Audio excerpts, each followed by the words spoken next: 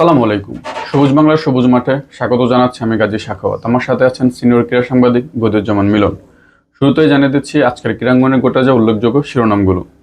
Series নির্ধারণী ম্যাচে আগামীকাল বিকাল ৩টায় শ্রীলঙ্কার মুখোমুখি হবে বাংলাদেশ। এর আগে কখনোই বাংলাদেশ শ্রীলঙ্কার বিপক্ষে সিরিজ জিততে পারেনি। অনূর্ধ্ব-18 এশিয়া কাপে চমক বাংলাদেশি মেয়েদের। প্রথমবার অংশগ্রহণ করে হংকংকে ৩-০ গোলে হারিয়ে শেষ চারে বাংলাদেশ। ঋতুপর্ণাদের আলো ঝলমলের সংবর্ধনা, নেই কোনো পুরস্কারের ঘোষণা।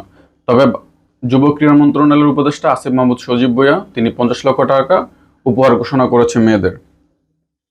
বিশ্বকাপে চোখ বাফুফের সভাপতি তাবিতা ওয়ালের। সেপ্টেম্বরে ফিফা উইন্ডোতে নেপালের বিপক্ষে নেপালের রাজধানী কাঠমান্ডুর দর্শক স্টেডিয়ামে দুটি প্রীতি ম্যাচ খেলবে হামজা চৌধুরীরা। শ্রীলঙ্কার টি-20 দলে ফিরেছেন দাসুন সানাকা ও ডানহাতি পেসার চামিকা করুণারত্নে। গোল্ড কাপের ফাইনালেও দিয়েগো জোটা। যুক্তরাষ্ট্রকে হারিয়ে চ্যাম্পিয়ন মেক্সিকো। টেস্ট নেতৃত্বের অভিষেকে ট্রিপল সেঞ্চুরি করে দারুণ সব কীর্তি করছেন বিয়ান মুল্ডার। সর্বকনিষ্ঠ মহিলা ক্যাডেট মাস্টার ৯ বছরের ওয়ারিশা। শুরু করছে ক্রিকেট নিয়ে। আমরা দেখেছি যে গত ম্যাচে বাংলাদেশ দুর্দান্তভাবে কামব্যাক করেছে। প্রথম ওডিআইতে ৫ রানের মধ্যে যখন ৭ উইকেট পড়ে যায় তখন কিন্তু আমরা দেখেছি বাংলাদেশের একটা ব্যাটিং ক্লাবস এবং সেখান থেকে তারা খুব বাজেভাবে হেরেছে এবং সেখান থেকে দুর্দান্তভাবে তারা ফিরে এসেছে। এখন আগামীকালের ম্যাচটা নিয়ে আপনার ওপিনিয়নটা কি? আসলে কেমন হতে যাচ্ছে কালকের ম্যাচ? আমি আশা করি আগামীকালের ম্যাচও বাংলাদেশ জিতবে, কারণ দেখেন ওই ম্যাচে কিন্তু লিটন দাসকে বসিয়ে দেওয়া হয়েছিল এবং এইটার যে কতটা কার্যকরী ইফেক্ট পড়েছে আপনারা কিন্তু ম্যাচে দেখেছেন। তো সব মিলিয়ে আমি বলবো যে বাংলাদেশের যে ব্যাটিং লাইন আপটা ছিল, কে কোথায় খেলবে, ওপেনারের মানে ৫ জন ওপেনার একসঙ্গে ক্রিকেট বোর্ড তারা সিলেক্টররা নিয়ে গেছে শ্রীলঙ্কায়, এখন কাকে কোথায় খেলাবে সেটা নিয়ে কিন্তু খুব একটা বিড়ম্বনায় পড়েছিল। সেই জায়গা থেকে তারা একটা রিকভারি করেছে, লিটন দাসকে বসিয়ে দিয়েছে। তবে আপনার জন্য আরেকটা সুখবর, সেটা হচ্ছে সম্ভবত হাসান মাহমুদ বাদ পড়তে পারে, যেহেতু আমাদের তাসকিন আহমেদ ফিরেছেন। তাসকিন আহমেদ প্রথম ম্যাচে দুর্দান্ত বোলিং করেছেন। তো এই সব মিলিয়ে আমার কাছে মনে হচ্ছে বাংলাদেশ রিদমে আছে, একটা ছন্দে আছে এবং এই ছন্দটা তারা ধরে রাখতে চায় এবং বাংলাদেশ আগামীকাল আশা করি ম্যাচটা জিতেই শেষ করবে। আমরাও চাইবো যে বাংলাদেশ দীর্ঘদিন ধরে ১.৫ বছর ধরে খুব বাজে একটা ফর্ম কাটাচ্ছে। গত ম্যাচটা যেহেতু বাংলাদেশ জিততে পেরেছে, আমরা আশা করবো যে আগামীকাল সিরিজ নির্ধারণ ম্যাচটা বাংলাদেশ বড় ব্যবধানে জিতুক। আমরা ফিরছি মেয়েদের ফুটবলে। আমরা দেখেছি যে বাফুফে তাদের জন্য একটা জমকালো পুরস্কার আয়োজন করেছে, বা তারা যতগুলো কর্মকাণ্ড করেছে মানে বেশ আলো ঝলমলে ভাবেই করেছে, কিন্তু তাদের জন্য কোনো পুরস্কারের ঘোষণা করেনি। তবে বাফুফে নিয়ে আমি আরো একটা কথা বলতে চাইবো, যে সেটা হচ্ছে সাফে কিন্তু তাদেরকে প্রায় আপনি জেনে থাকবেন যে ৫০ লক্ষ টাকার মতো ঘোষণা করা হয়েছিল পুরস্কার। ১.৫ কোটি টাকা, সরি ১.৫ কোটি টাকা, সেটাও কিন্তু তাদেরকে দেওয়া হয়নি। এবং শেষ পর্যন্ত আমরা দেখেছি যুব ক্রীড়া মন্ত্রণালয়ের উপদেষ্টা আসিফ মাহমুদ সজীব আজকে ৫০ লক্ষ টাকা ঘোষণা করেছেন। আসলে বাফুফেকে নিয়ে আপনি কি বলবেন, যে তারা এবং মেয়েদেরকে তারা ঠিকমতো বেতনও দিচ্ছে না? বাফুফের এটা শুরু থেকেই এরকম গড়িমসি, মেয়েদেরকে তারা সবসময় এক ধরনের উপেক্ষা বা এক ধরনের ব্রাত্য বা এক ধরনের ইগনোর করে আসছে। অথচ রেজাল্ট যদি দেয় বা ফল যদি বলি, বাংলাদেশের মেয়েরাই কিন্তু বাংলাদেশকে বিশ্বের দরবারে নিয়ে যাচ্ছে। আপনি পুরুষ ফুটবলে দেখবেন ইন্ডিয়ার সঙ্গে ড্র করেছে, সিঙ্গাপুরের কাছে হেরেছে, এখন এশিয়ান কাপের বাছাই থেকে তারা চূড়ান্ত পর্বে যেতে পারবে কি পারবে না নানা সমীকরণের সামনে। কিন্তু মেয়েরা দেখেন এত চমৎকারভাবে এত দুর্দান্ত একটা প্রতিযোগিতা শেষ করেছে, তারা র্যাঙ্কিং থেকে অনেক এগিয়ে থাকা দলগুলোকে হারিয়েছে, বাহরাইনকে, তারপরে মিয়ানমারকে। তুর্কমেনিস্তানের চেয়ে র্যাঙ্কিং এ পিছানো, কিন্তু আমি ওই দুইটা বড় দলের হারানোকে কৃতিত্ব দিচ্ছি বেশি।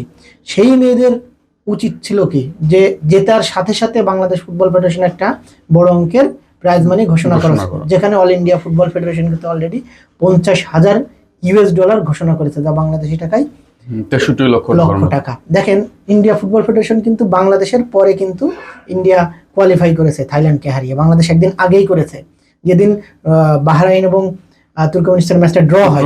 হ্যাঁ, বাংলাদেশ কিন্তু তুর্কমেনিস্তানের ম্যাচ মানে খেলার আগে কিন্তু তারা গ্রুপ চ্যাম্পিয়ন হয়ে গেছে।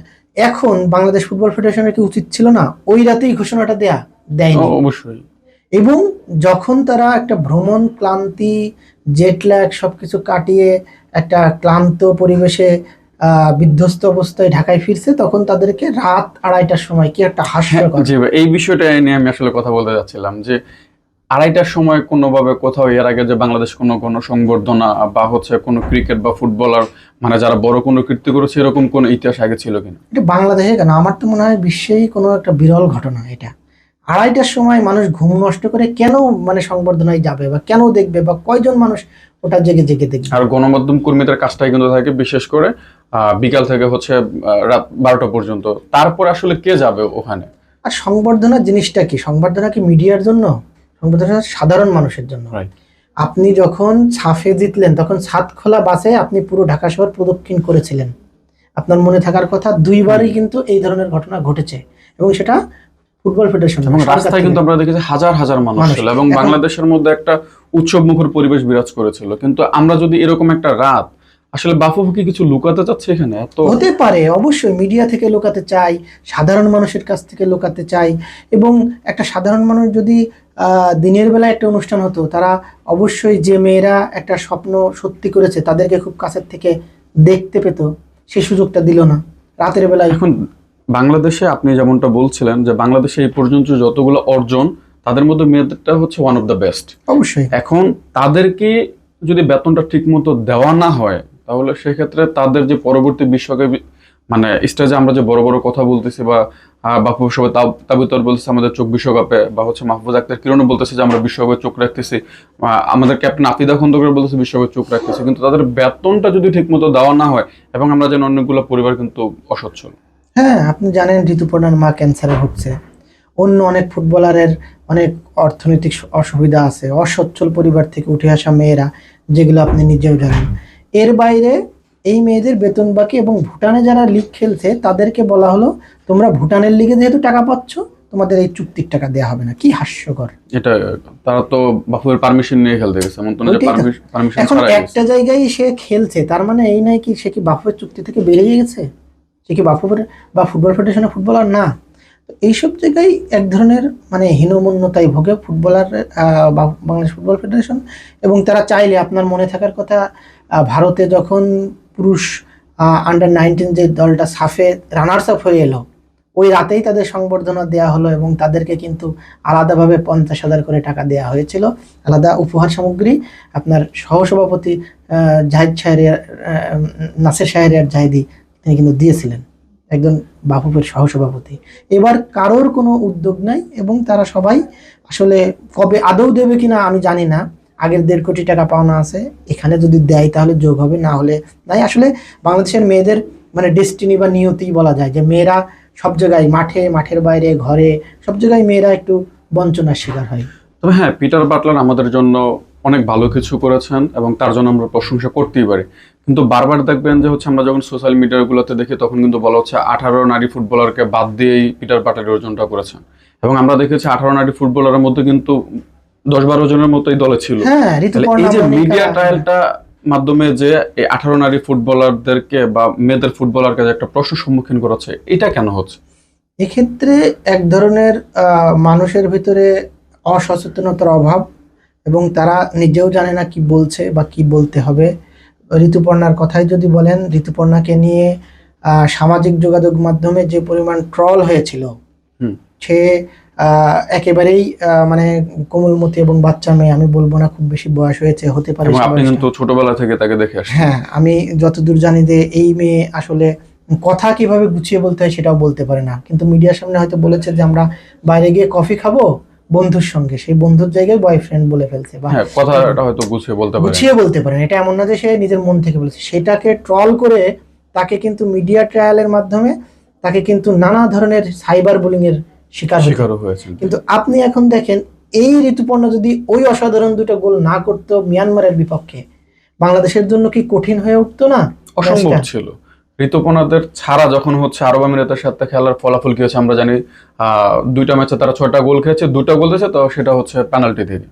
তো এই সবই আসলে বাংলাদেশের মানুষ অসচেতন, এবং তারা মূল্যায়ন করতে পারে না মানুষ যারা সম্মানী ব্যক্তি বা গুণী ব্যক্তি।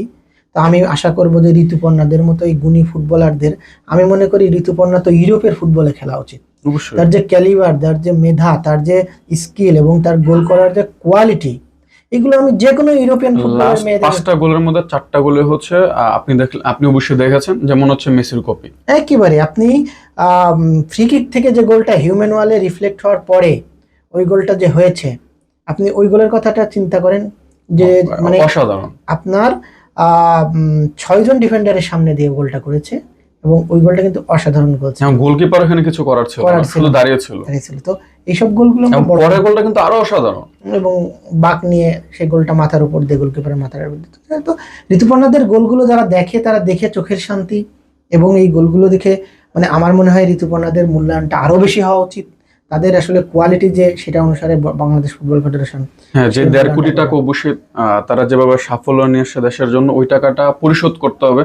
আর আসলে মানে এখানে একটা ব্যাপার থেকেই যাচ্ছে যে পুরস্কারের মানে ঘোষণা তারা পরে করতে পারতো, আগে তো তাদের বেতন বকেয়া তো ক্লিয়ার করা দরকার ছিল।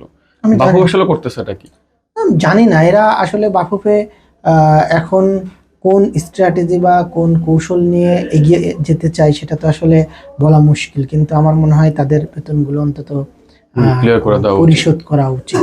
সেটাই, কারণ একটা মানুষের যদি পারিবারিক দিকটা নিয়ে সে চিন্তা করে তখন কিন্তু সে খেলার দিকে মনোযোগ দিতে পারবে না। আজ আপনি যেমনটা বলছেন ঋতুপর্ণা মায়ের ক্যান্সার, এখন সে যদি বেতনটাই না পায়, এবং আমরা জানি ভুটান ফুটবল লিগটা খেলে খুব বেশি একটা টাকা পয়সা পাওয়া যায় না, তো সেক্ষেত্রে তাদের কেরিয়ারটাও হয়তো আগে যেরকমটা হচ্ছে অন্যান্য খেলাতে, বা আমরা স্পোর্টসও দেখেছি যে বাংলাদেশ ছেড়ে তারা অন্যদিকে চলে যাচ্ছে। সো বাফুফের ডিসিশন নিতে হবে এখনই যে আসলে তারা কি ফুটবলটাকে উন্নতির শিখরে নিয়ে যাবে নাকি ফুটবলটাকে এভাবে শেষ হয়ে যেতে দিবে। আর ধন্যবাদ এতক্ষণ আমাদের সাথে থাকার জন্য। আগামীকাল একই সময় দেখা হবে সবুজ বাংলা সবুজ মাঠে। ধন্যবাদ সবাইকে।